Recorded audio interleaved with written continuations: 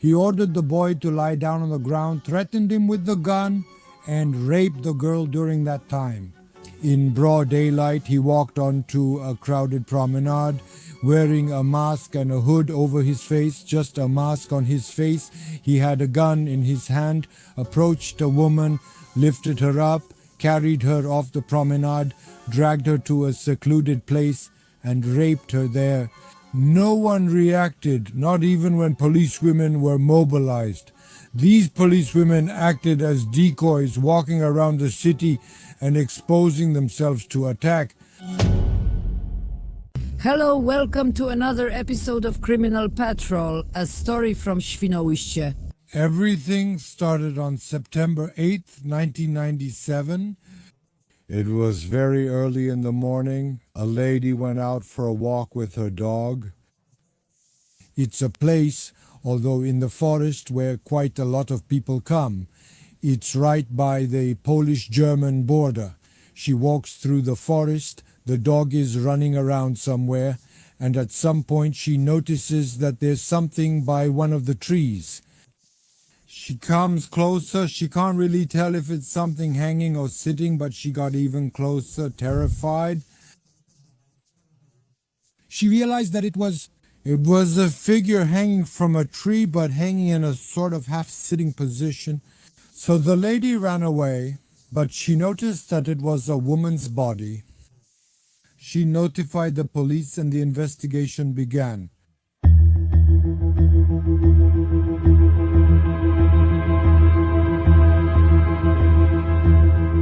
The police arrived, of course, along with the prosecutor and the investigative team. At first glance, it was a remote place, a forest.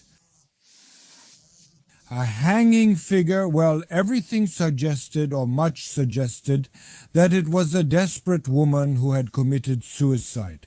Indeed, the position of this woman was, let's say, unusual, but I remember one of the first cases I was involved in. It was the suicide of a man in a workers' hotel. He simply hanged himself on the door handle. Well, it seems that the instinct for self-preservation wouldn't allow a person to hang themselves that way, because after all, the handle is about waist high. And yet it's possible, and that kind of position, neither fully hanging nor lying down, also happens in suicides. The examination started, but with this type of case, even considering that it was a suicide, you still have to conduct the examination as if it were a homicide, or consider if someone might have assisted in the suicide, because such cases do happen. And here, indeed, during the examination, the police officers saw or found skin tissue under the woman's fingernails. Well, that was a kind of clue, because it looked like the woman had scratched someone hard before she died. A hair was also found on her clothing. The hair definitely did not belong to her. And that was also a kind of clue indicating that it probably wasn't really a suicide after all. The woman also had the buttons on her blouse undone, as well as the buttons on her pants. The doctor did not find evidence of rape itself. However, during the autopsy, the doctor conducted the examination, and the autopsy clearly determined that the woman's hanging was staged, that someone had strangled her beforehand and then hung her body on a tree. Of course, from the point of view of someone without forensic knowledge, this might seem like a perfect staging of a suicide. In reality, of course, it's impossible to fake it this way. The doctor examines the course of the ligature mark and other types of traces. It's absolutely impossible to fake it this way, so to speak. Therefore, it's evident that someone killed this woman.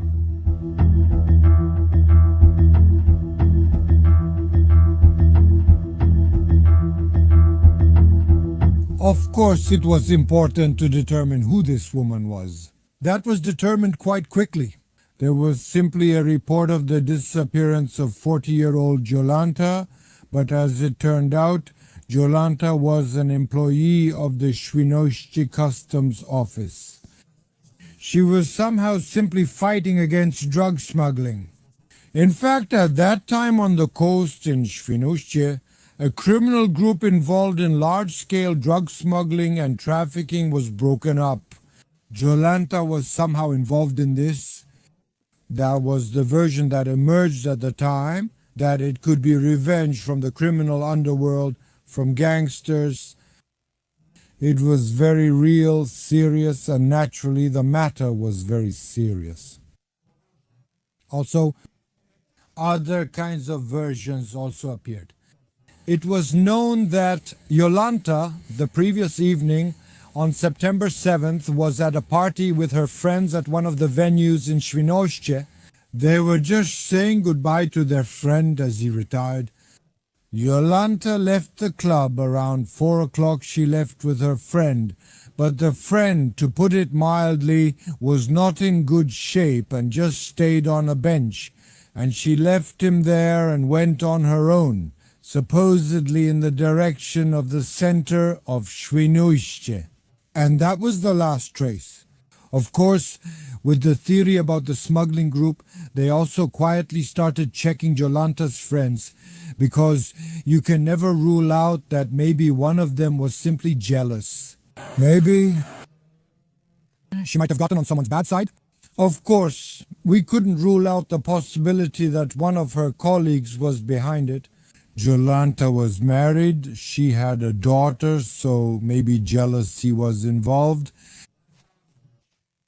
They checked various possibilities. Another theory that came up was a robbery. Her bracelet was stolen, her earring was stolen, and her ring was stolen. So it couldn't be ruled out that it was a straightforward robbery, and the unbuttoning of her shirt or pants was just staged to... Well, here there was kind of a lead pointing towards a sexual crime. Well, different versions were being checked. There was a lot of talk about it in the city itself. However, for most people, the most likely version was the one about revenge from the smuggling mafia. But still, nothing could be turned into any real evidence or material for the investigation. And since there was nothing in this case, in March 1998 the case was discontinued due to the perpetrator not being identified.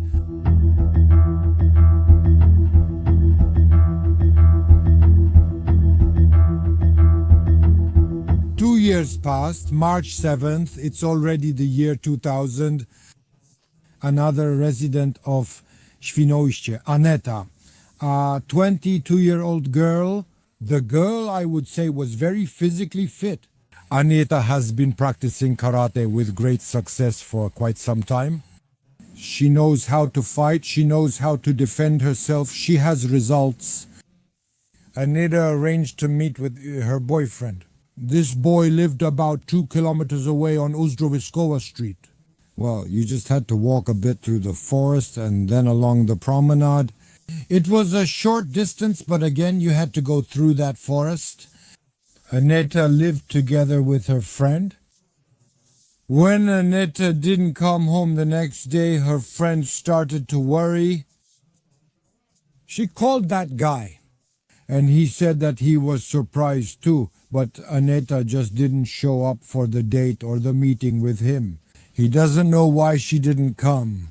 In any case, he didn't see Aneta that evening. Aneta's friend notified the police, of course, and the search began. The police brought tracking dogs to the scene. The search area wasn't actually very large. That's about 2 kilometers. They searched first in the forest, then on the dunes and on the promenade. There are also some old German bunkers not far from there. The police went inside, and on the stairs of one of those bunkers they found the body. Well, that was Aneta's body. You could see that Aneta, before she died, she fought with someone. Like I told you, she practiced karate. She was fit. She must have fought, but her opponent must have been much stronger. That fight must have been really fierce, because the doctor found about 60 blows inflicted on Aneta's body. Aneta was first raped and then strangled.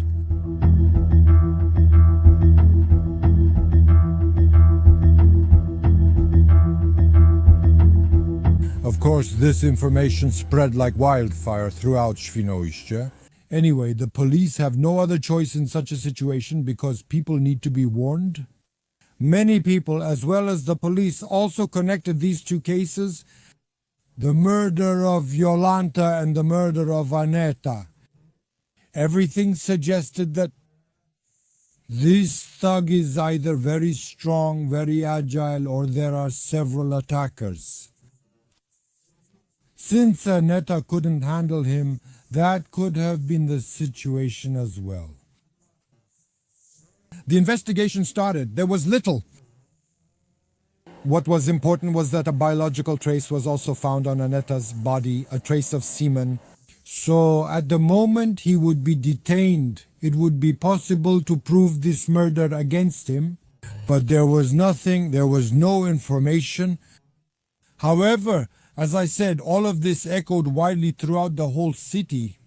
Women panicked. They were so afraid that mothers were taking their daughters out of summer camps, vacations, and stays in Świnoujście. They were simply afraid that they would be attacked by this pervert. Women were afraid to go to work, to come back alone.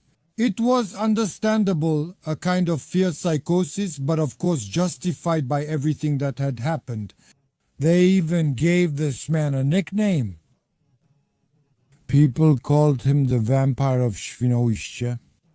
They also called him a troglodyte, but he also had another nickname, Pink Underwear. Well, why pink underwear? That's also an unusual situation. It turned out that Biały Dzień walked onto the promenade full of people. He was wearing a mask at the time. His face was hooded. He simply had a mask on his face. He had a pistol in his hand. He approached a woman. He lifted her up. He carried her off the promenade. He dragged her to a secluded place and raped her there. No, nobody reacted. It's hard to say why. People might have thought it was some kind of joke, that it was a prank. It's a situation that's not really happening. The woman herself also admitted that she thought it was a joke from her colleague. However, an extraordinary situation. A woman was abducted, kidnapped in a crowd of people. Why the pink underwear? Well, because he was actually wearing those pink shorts at the time. Well, but it turns out that there are starting to be a lot of rapes in Świnoujście. A rapist appears at any time of day or night, in different places, in different situations. He's almost everywhere in everything he does. Brazen in some way. He doesn't care about the risk of getting caught or the fact that there are people around. For example, the situation when he raped a girl. The girl was with her boyfriend. He pulled out a gun. He terrorized both of them. He told the boyfriend to lie down on the ground. He threatened him with the gun.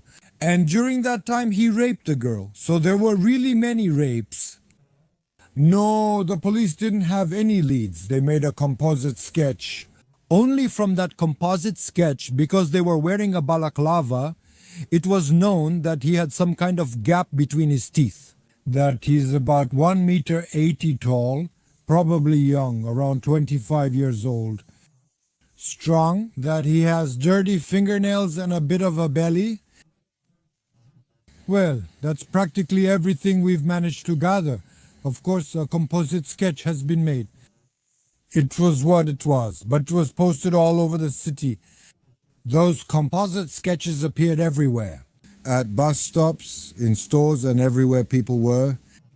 The police officers were simply hoping that maybe someone would recognize him, even in such a fragmentary state as he was, because, to be honest, his face just wasn't there.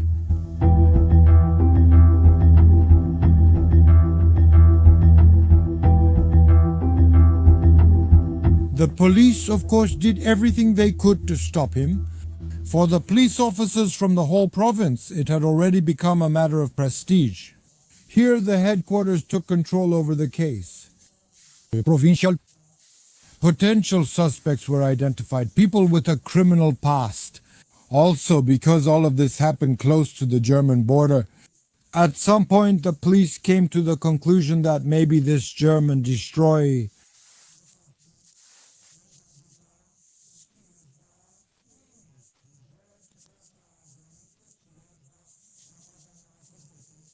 this version impossible.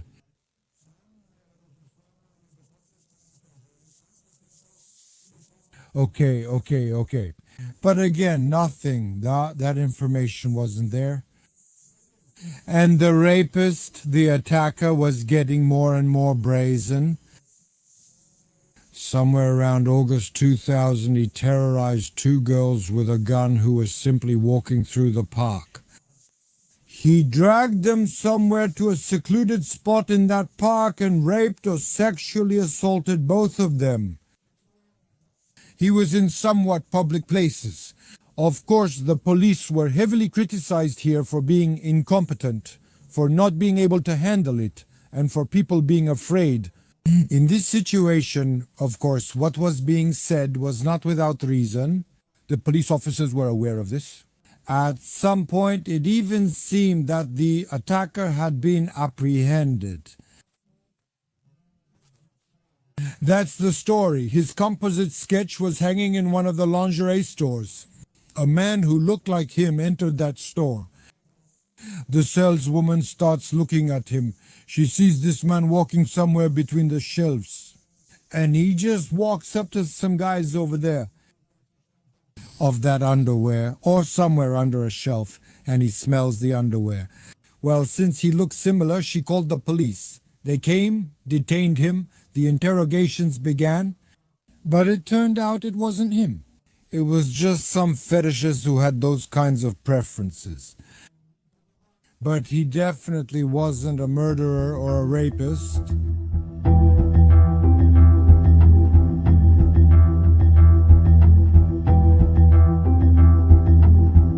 At that time, practically all police forces were sent to Świnoujście.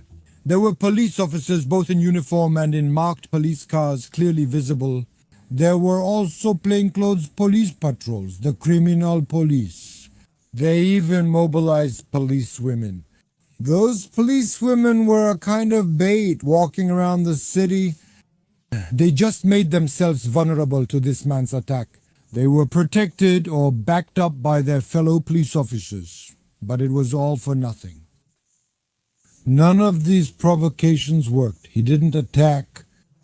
He didn't try to attack even once. However, around that time, he attacked a certain little girl. That little girl was on her way to the post office. She was supposed to pay some bills. Her mom sent her with those bills. He attacked her. He grabbed her like that, with such aggression, with such anger. Those forms from her hand. And here, during this attack on the girl, another trace appeared. It was a fingerprint trace. Simply a finger that left it on one of the forms. There was already a lot in this case. There was a biological trace. There was a DNA trace. There was a fingerprint, that's all. It wasn't known who all this belonged to, who this person is, because it seemed that there was only one attacker. Who is this man who has been attacking women in Świnoujście for many months? Seeing no other way out, here's the police. They decided on such a gigantic operation. They simply selected. At first, there were at least several thousand men in that age range who were selected as potential perpetrators. And it was assumed that the police would successively check the DNA of each of these men one by one. The idea was that among this mass of selected people, we would eventually find the one who is the perpetrator. There probably wasn't any other way. Because, well, this bandit, attacker, rapist had what I would call almost an animal-like intuition. And he always managed to escape, hide, disappear, or he attacked in a place the police didn't anticipate.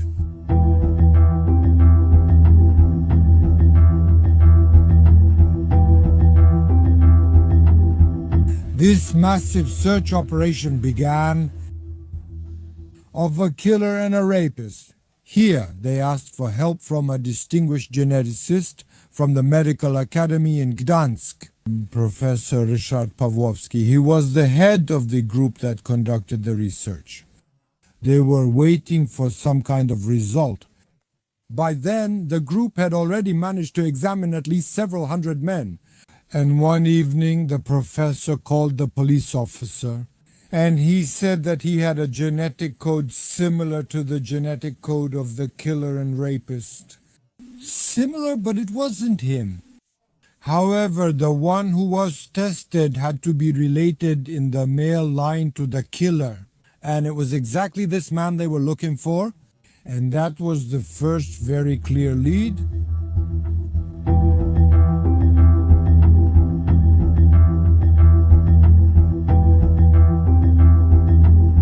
It turned out that the man who was tested, who is related to the person they were looking for, has a brother named Tomasz.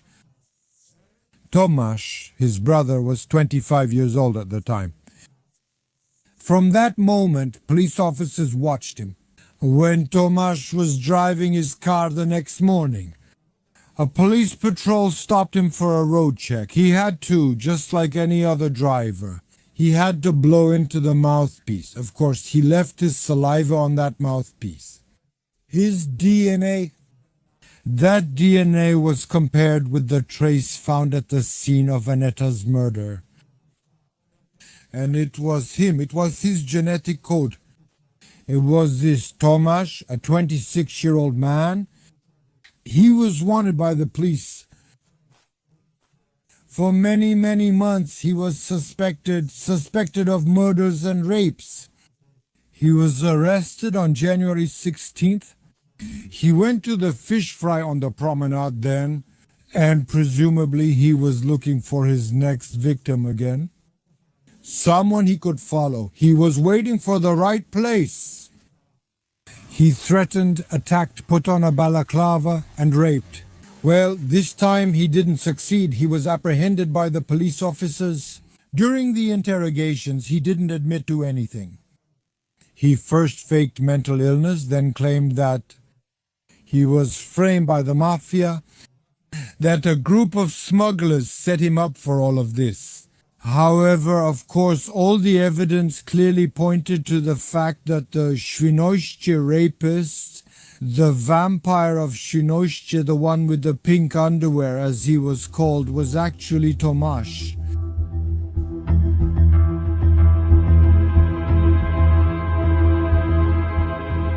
In 2001, Tomasz was sentenced to life imprisonment, with the possibility of applying for parole after 35 years. Well, this 25-year-old was a cod fisherman by profession, just like his father. The parents didn't know anything. During the search of his apartment, stacks of various types of pornographic magazines were found. They found a balaclava was also found, condoms were found, and a pistol was found. Well, it looks like it was just an ordinary starter pistol. But of course, people didn't know that at the moment of the attack. The parents were shocked, and out of shame they had to move out of Świnoujście. Today, they live somewhere completely different. And that's the end of this story. Of course, subscribe to our channel, and as always, take care.